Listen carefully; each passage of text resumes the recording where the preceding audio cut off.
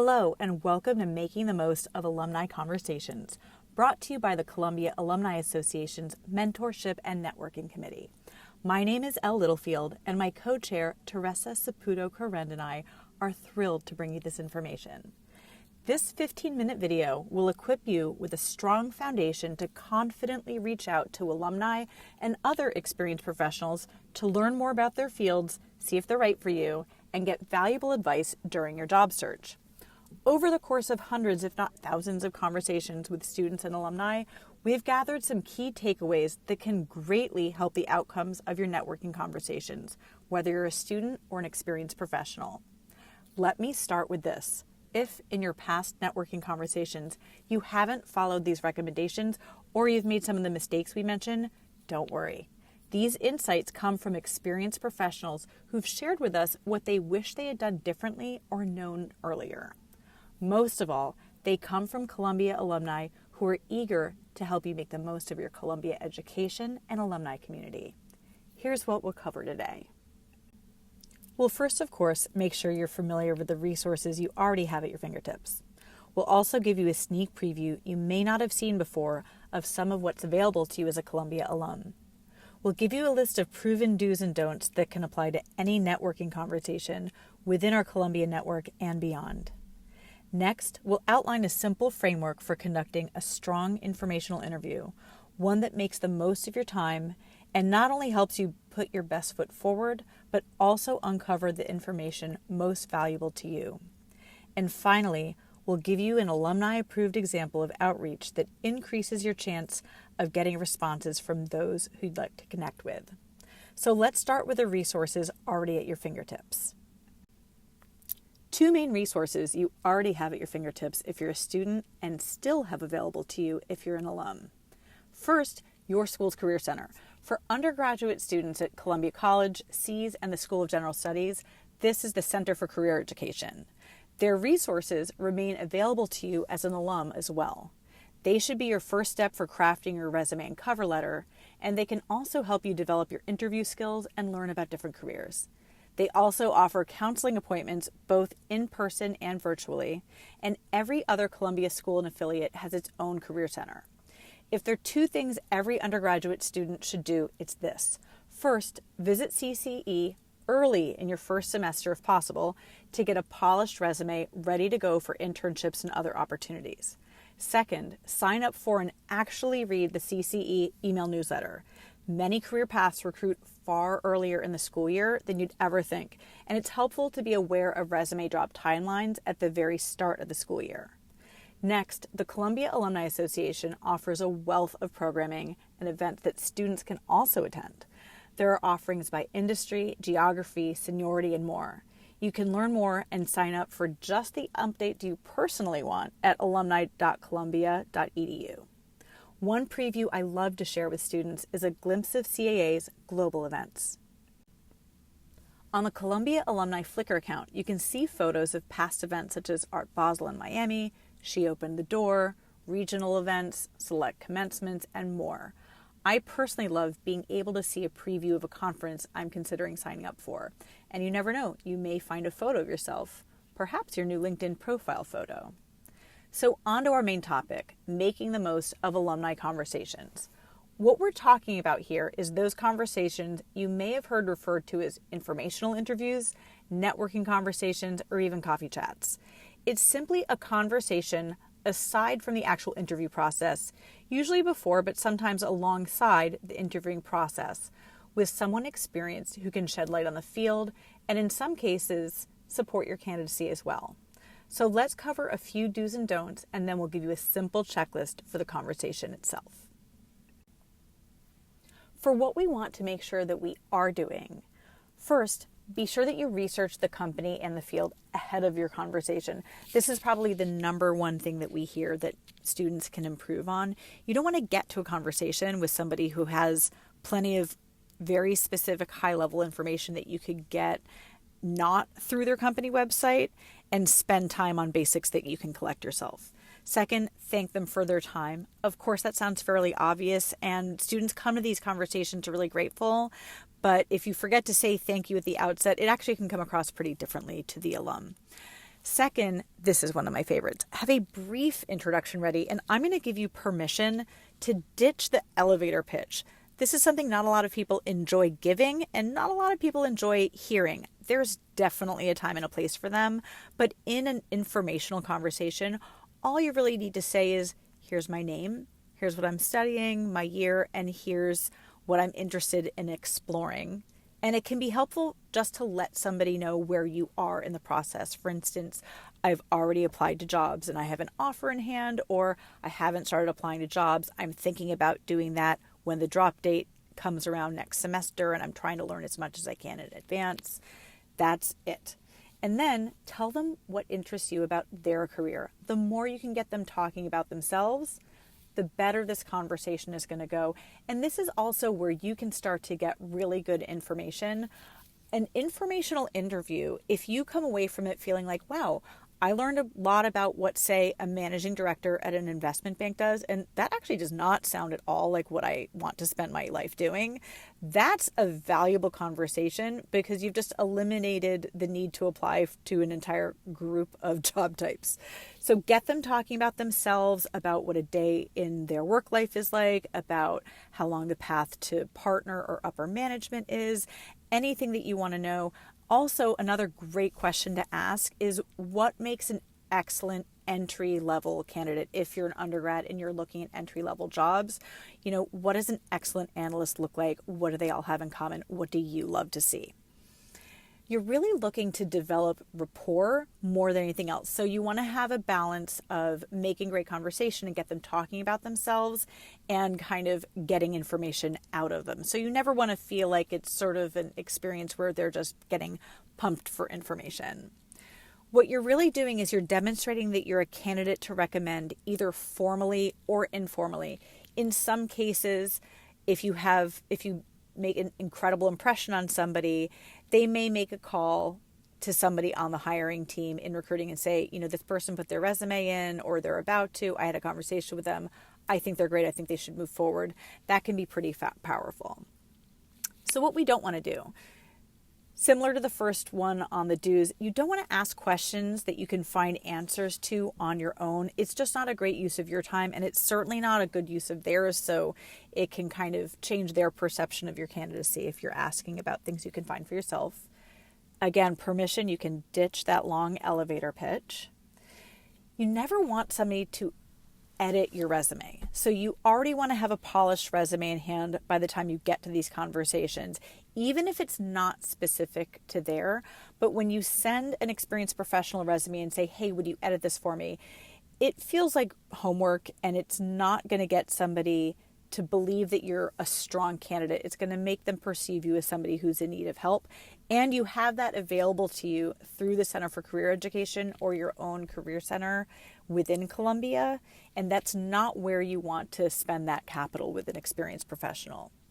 You don't want to directly ask for a job or for a job interview. This is an information session, and it can put somebody a little on the spot. But we will get to what you can ask for. You don't want to get too personal. So if you've been through something medical, if you've been through something very personal and they're asking you about your background, you can say, this was a time that I took a break, and just move on from there. And especially if you are looking to move the conversation forward, make sure you're adding a sentence after what that was. I took a break and now I'm back at doing XYZ. You also don't want to, of course, get political unless it's directly relevant and a known shared interest. So if you're applying to a nonprofit organization with a political aim, then this is a time that it might make sense for you to gently explore if it is an actual cultural fit for you. Okay, now if that felt a bit overwhelming, you've just absorbed a lot of valuable background information, and now we're going to simplify this into an action plan. Okay, so first, check your social media for privacy on your personal accounts and a professional presence on LinkedIn. There's obviously a lot of great tips out there, and there's webinars that LinkedIn themselves have that are very short on how to create a great professional presence, worth looking into. But at the very least, definitely indicate that you're a student at Columbia. And if you have any past roles, you can put them in there. If you have any current student leadership roles, great place to put it. For your social media on personal accounts, just make sure that it's set to private and that your profile picture, if it's not able to be set to private, that it's something that you would be comfortable having a recruiter see. It's important to research the person and their organization or field. I never hop onto an informational interview without having a good look at their own LinkedIn as well. And you're going to want to reach out strategically if the introduction isn't brokered, and we'll talk a little bit more about how you can do that on the next slide after this. It's a great idea once you have someone who's agreed to meet with you to send a polished resume and a calendar invite to them in advance. It just makes a terrific first impression. And this might surprise you, but don't apply for a specific role if you have one in mind unless there's a resume deadline. Of course, don't miss a resume deadline. But many organizations have employee referral programs for corporate employees that are outside of the recruiting department.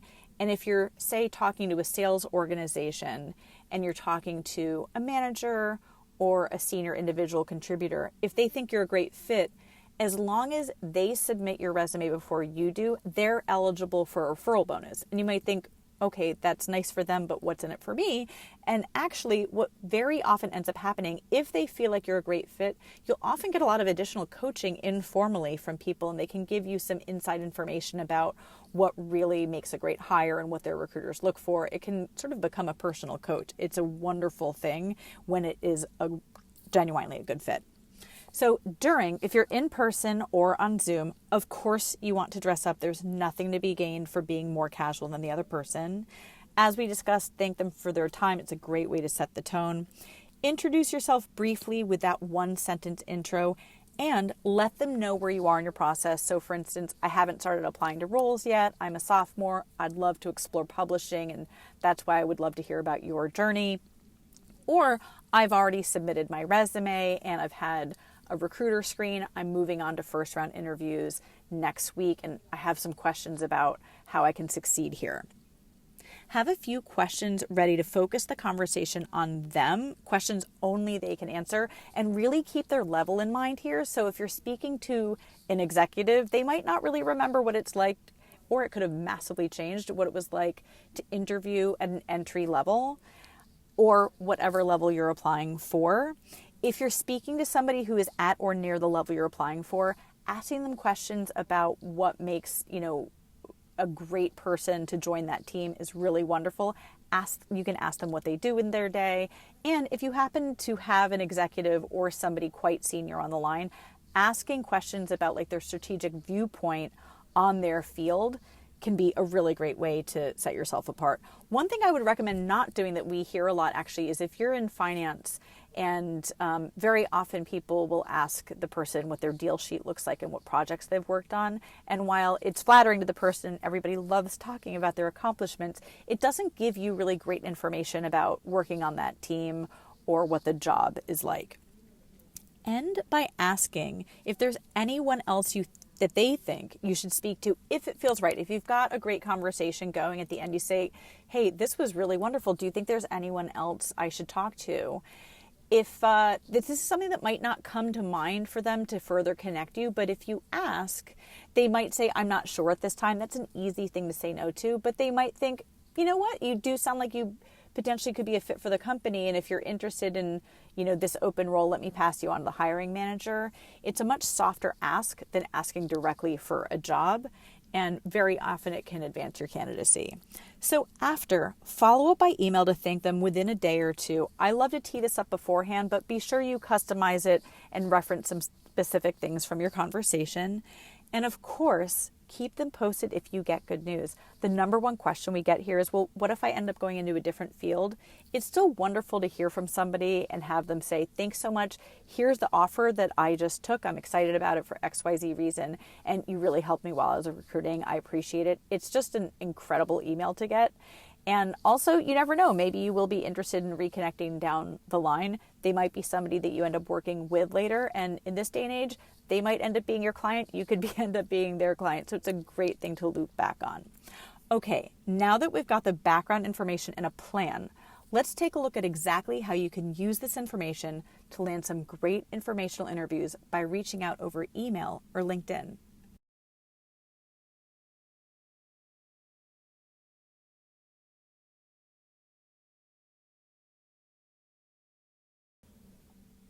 I highly recommend creating a document with this template also so that you can customize it to fit any situation. The key here is to make it compelling and easy to respond to, and brief.